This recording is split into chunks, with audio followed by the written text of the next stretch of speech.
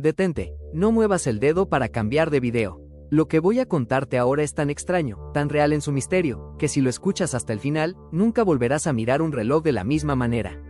Hay un lugar donde el tiempo no solo se detuvo, se llevó a todo el mundo con él. Un pueblo sepultado bajo el peso de un enigma cronológico, donde cada tic-tac silenciado es un eco de vidas perdidas. Aquí, el aire mismo parece denso con el pasado inalterable, y el futuro se niega a llegar, como si una fuerza invisible hubiera congelado la propia esencia de la existencia.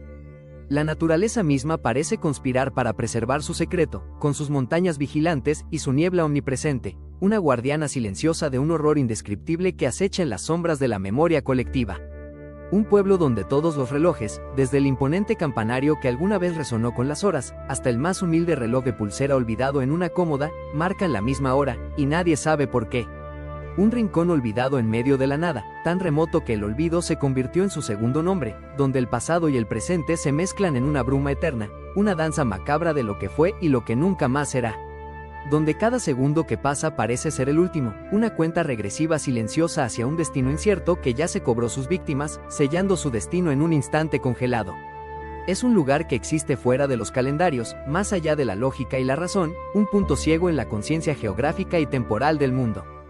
Hoy, en Archivos Oscuros, te llevamos a conocer San Cristóbal de la Niebla, un pueblo donde el tiempo se detuvo para siempre, y con él, el destino de todos sus habitantes se selló en una parálisis eterna, una prisión sin muros pero con un guardián implacable, el tiempo mismo.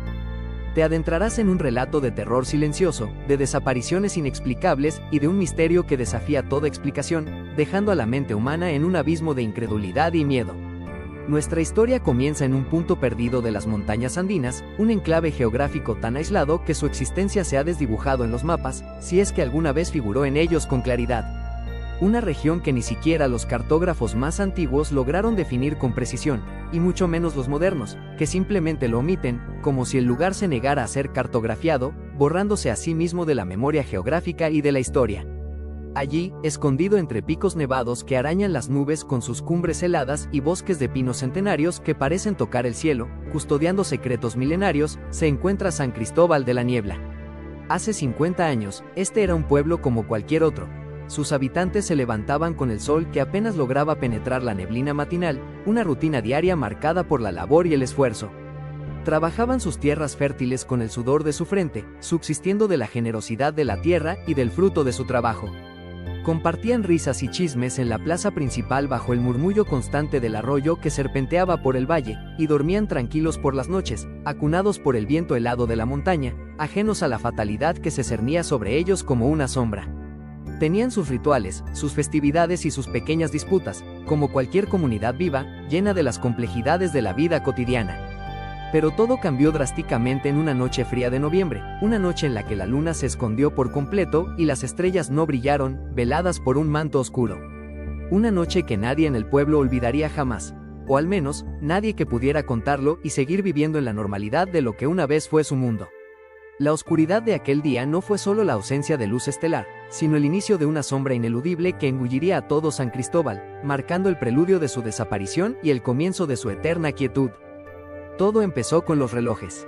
Al principio, fue solo un detalle pequeño, una anomalía trivial que casi nadie notó, o al menos, no le dieron la importancia que merecía en su momento. La vida continuaba con su ritmo normal, los días se sucedían uno tras otro sin aparentes sobresaltos, la rutina diaria disimulando el inminente cambio. Doña Rosa, la respetada dueña de la tienda de comestibles, una institución en San Cristóbal, famosa por su puntualidad inquebrantable y su icónico reloj de pared de cuco, que marcaba las horas con un alegre sonido, se dio cuenta de que su viejo reloj, el que había estado en su familia por 3 generaciones y que marcaba el ritmo de su vida cotidiana, se había detenido. Extrañada por el repentino silencio del cuco que solía anunciar cada hora con su particular melodía, lo miró con detenimiento y, con un suspiro de resignación, lo puso en hora manualmente, asumiéndolo como una falla temporal o un capricho de su avanzada edad. La mañana siguiente, sin embargo, trajo consigo una creciente capa de desconcierto y una punzada de inquietud, pues el reloj estaba detenido de nuevo. Y no solo el suyo.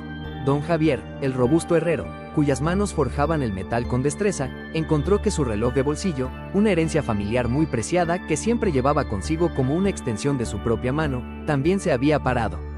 La maquinaria fina, usualmente ruidosa con su suave tic-tac, ahora guardaba un silencio inquietante, un presagio sordo de lo que estaba por venir. Y lo más extraño de todo, ambos marcaban, con una precisión terrorífica e inexplicable, exactamente las 3:17 de la mañana de la madrugada. Ni un segundo antes, ni un segundo después. Era una coincidencia que desafiaba la lógica y comenzaba a tejer la red del misterio. Al principio, la reacción general de los habitantes fue de incredulidad y una búsqueda frenética de explicaciones racionales. Pensaron que era una peculiar coincidencia, una serie de fallos mecánicos simultáneos, quizá por una sobrecarga eléctrica nocturna o un pulso electromagnético esporádico que había afectado solo a San Cristóbal.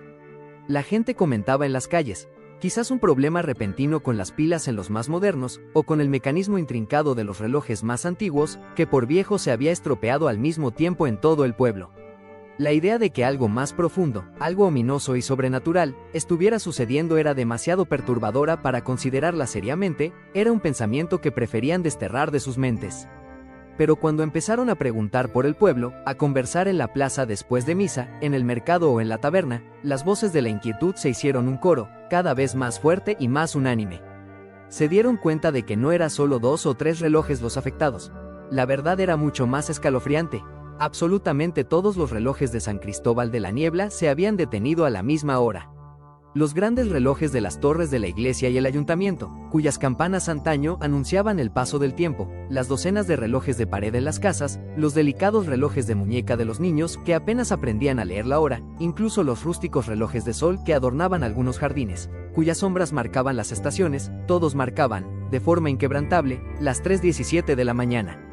Y por más que los reparaban con esmero, con la esperanza de restaurar el orden perdido, por más que los ponían en hora con paciencia y habilidad, siempre, sin excepción, volvían a detenerse en ese mismo instante, desafiando toda ley de la física y la lógica conocida. Era como si el tiempo mismo, en un acto de rebeldía cósmica, se hubiera negado rotundamente a avanzar más allá de ese punto, dejando al pueblo anclado en una fracción de segundo eterna, una prisión temporal. La preocupación, antes un murmullo distante, empezó a crecer entre los habitantes como una mala hierba invasora, extendiéndose rápidamente de casa en casa, de corazón en corazón, ahogando la alegría y la tranquilidad. Lo que había sido una curiosidad inofensiva pasó a ser una anomalía inquietante, luego un enigma que consumía sus pensamientos diurnos y nocturnos, y finalmente, una amenaza latente que se sentía en el aire, un escalofrío que no provenía del viento andino.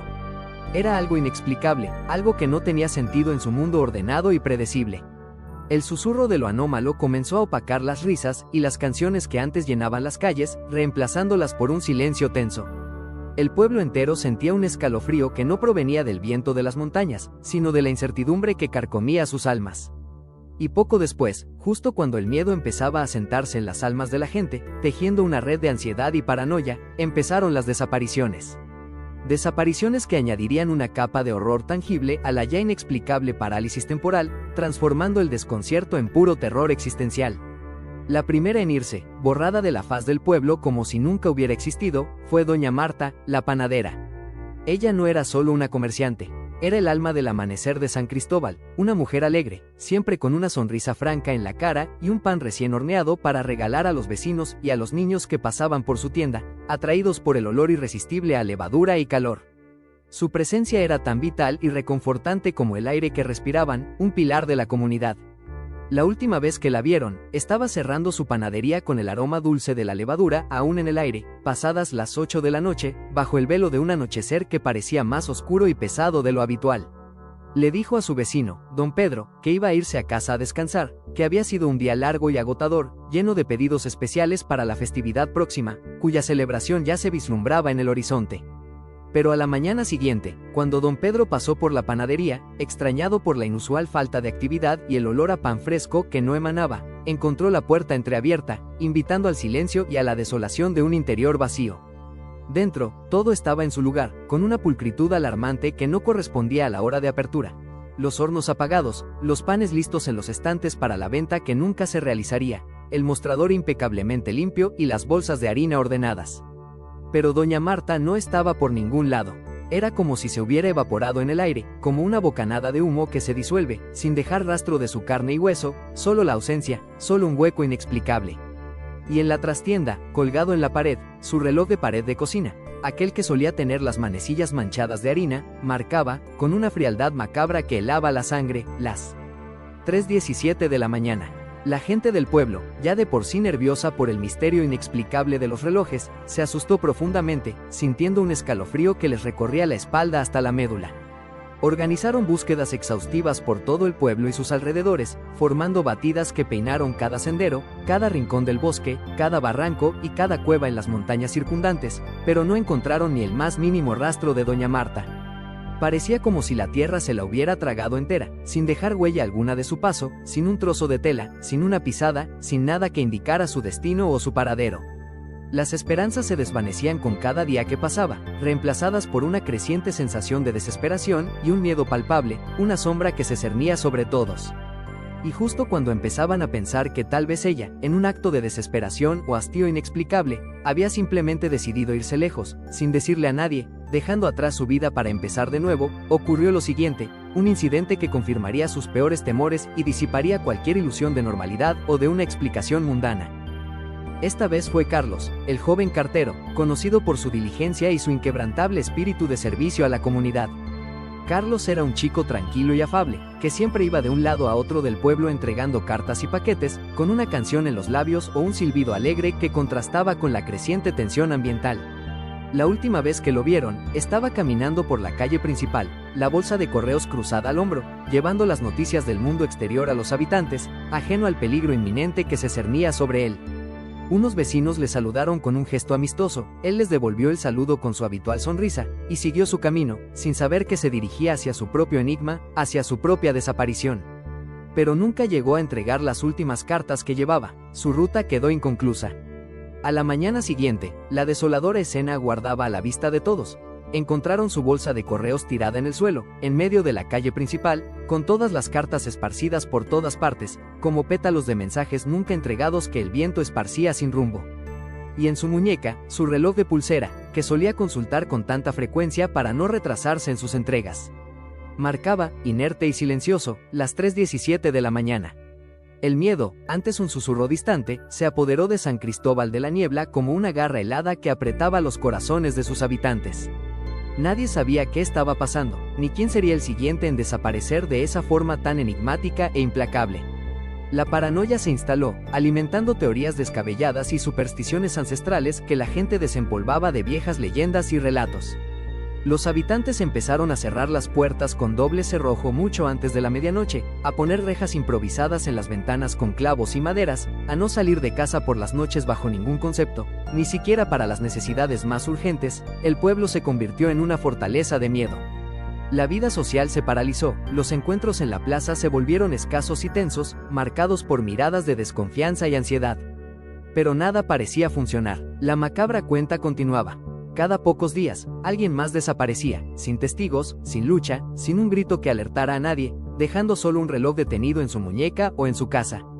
Unos decían que era un secuestrador silencioso y astuto, alguien que se llevaba a la gente sin que nadie se diera cuenta, sin dejar rastro lógico. Otros decían que era algo supernatural, algo ancestral que había despertado de un largo letargo, algo que no se podía explicar con la razón ni con la ciencia, una maldición que había caído sobre el pueblo por alguna ofensa olvidada y desconocida. Pero nadie tenía una respuesta clara, solo el creciente pánico colectivo y el incesante fantasma, tic-tac, de las 3:17 de la mañana resonando en sus mentes, un presagio de su propio final.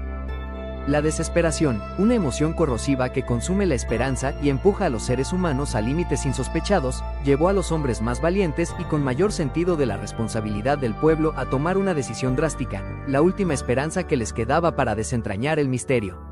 Un grupo de 4, liderado por don José, el alcalde, y su intrépido hijo, decididos a averiguar qué estaba pasando y a poner fin a la pesadilla que asolaba San Cristóbal, decidieron quedarse despiertos una noche entera, armados con la determinación de la desesperación, vigilando el pueblo desde un punto estratégico.